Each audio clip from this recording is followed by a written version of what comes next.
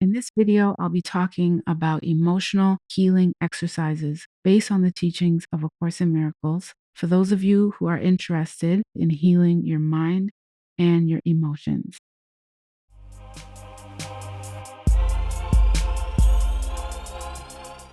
Hi, I'm Nikki from HereToWakeUp.com, and I help people stay accountable and connected to Divine Spirit on their awakening journey. I've been spiritually awakened for 15 years now, self-realized for 10, and I am here to help and to be of service to kind-hearted souls that are ready to progress. So if that's you, welcome to my channel, The Healthy Wealthy Recluse. Welcome back to my channel if you've been here before. Make yourself at home.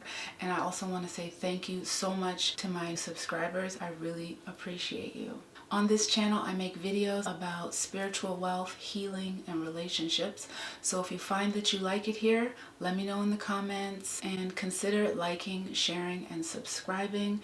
Even dislikes help the channel. So thank you so much for watching all of this video. The practices that I want to talk about are based on the teachings of A Course in Miracles. And for those of you who are unfamiliar with the Course, I'm just going to briefly talk about it and its importance when it comes to emotional healing before I get into the exercises.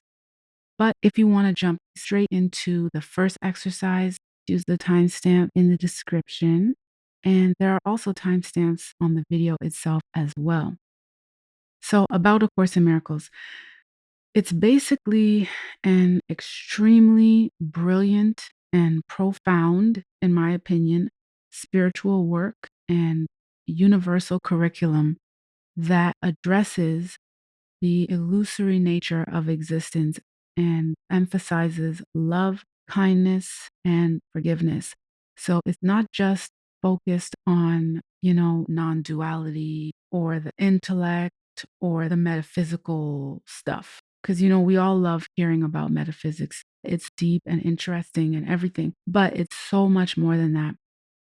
It's also very heavily focused on the heart and being kind and on the love of Christ. And as someone who grew up with the Bible and has read the Bible like 3 times, and I've also read other religious and spiritual texts, in my opinion, the Course has the most advanced knowledge that I've come across. And it's played a very important role in my spiritual journey, having discovered it several years after my awakening or my initial awakening phase, you could say.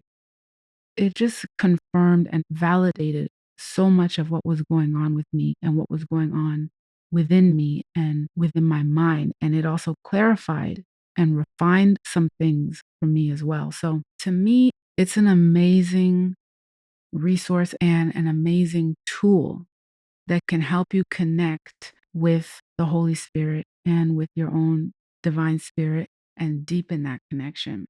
And at some point, I am going to make a video about it in more detail, like I've mentioned in other videos. But for this video, I will be quoting from the Course, specifically the 3rd edition published by the Foundation for Inner Peace.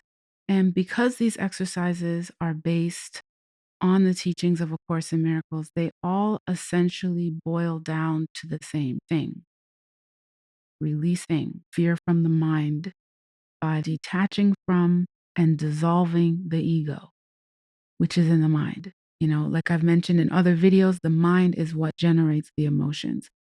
But why do we want to detach from and dissolve the ego? Because it's a thought system that's rooted in fear and guilt, like very, very deep existential fear and guilt. One of the first most influential teachers of the Course, Dr. Ken Wapnick, may he rest in peace, has referred to the ego thought system as the unholy trinity, because it's the thought system of sin, guilt, and fear. And in the Course, it talks about how you can use many different words to describe what fear is and how death is one of those words. And it's very, very, very dark. Just to give you an idea of what the Course is talking about and what the mind is seemingly dealing with when it comes to the ego. It's not our friend. It's not cute. And it's not anything that we need to hold on to or prop up with our mind power. It just needs to go.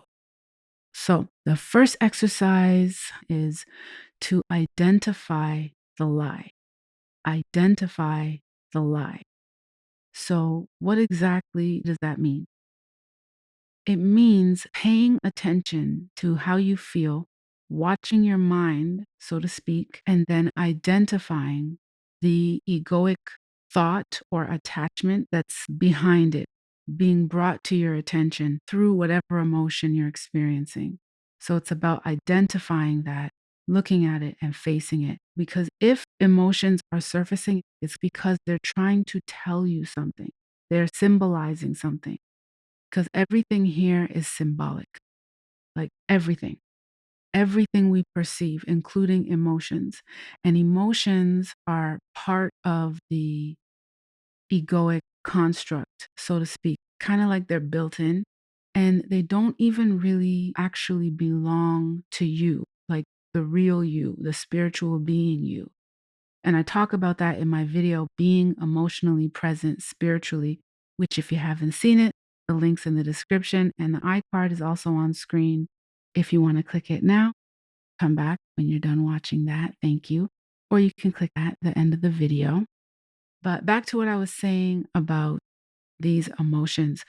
When they seem to come up, they're symbolizing egoic belief and egoic identification somewhere in your mind. And the ego is rooted in fear, as I mentioned earlier. They're just one and the same, really. And since the ego is a lie, fear is a lie. I'm sure we've all heard or seen the acronym FEAR is false evidence appearing real. So being a lie, it needs to get out of here because it weakens the mind. Fear weakens the mind. And we want the mind of Christ to be in its original, organic, true state. Strong, powerful, and awesome, loving, very secure, very sure. So it needs to be released from the mind because that's exactly how the mind gets truly healed. Like the Course tells us in the text in chapter 2, section 4, on line 7 of the first paragraph, it says, all healing is essentially the release from fear. And then again in chapter 27 of the text, in section 5, on the 8th line of the second paragraph, it says, the only thing that is required for a healing is a lack of fear. That's the only thing. So that's what healing is. Emotional healing, mind healing is the release from fear. Now, once we've identified the lie, we've seen it, we faced it, next we must release it. As it says in section 27 in the Manual for Teachers, which is one of the 3 books that make up the course. On line 4 of paragraph 7, it says, now it becomes your task to let the illusion be carried to the truth. And that brings me to the second emotional healing exercise that I want to talk about, which I will do in another video. I guess I'll call it part 2.